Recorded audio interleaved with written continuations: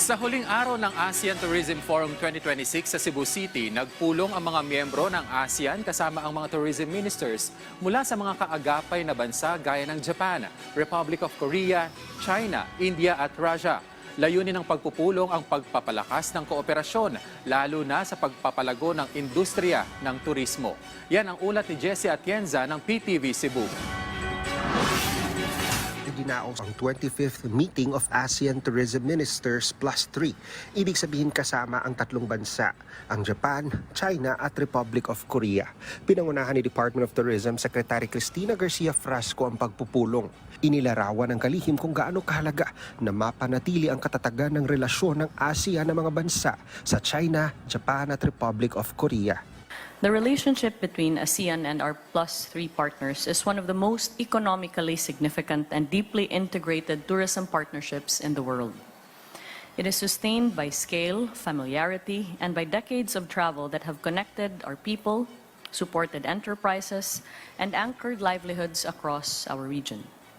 For ASEAN, tourism with China, Japan, and the Republic of Korea supports long-term demand, underpins investment decisions, and gives confidence to communities and businesses and on stable travel flows. When this partnership is strong, the benefits extend across destinations, value chains, and local economies. また本日は ASEAN プラス3が今後の観光協力の方向性を示す新たな観光協力行動計画が採択される予定です。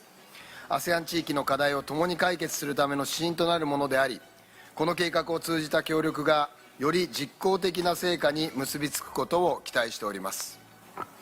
Also today, ASEAN Plus 3 is scheduled to adopt a new tourism cooperation action plan, which will outline the future direction of tourism cooperation.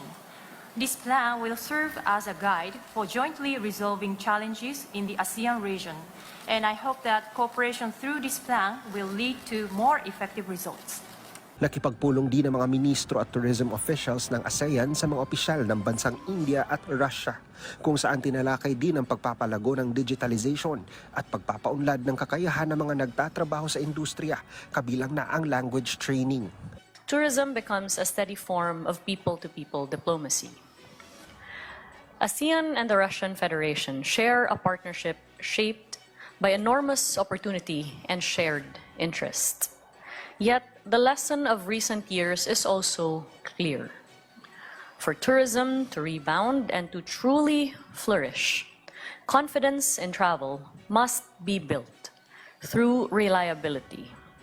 From routes to clear information to consistent standards and human capital who consistently deliver world-class experiences. This year, you know that the relations between Russia and ASEAN celebrates the 35th anniversary, and we have 50 years of establishment of the diplomatic relations between Russia and the Philippines this year.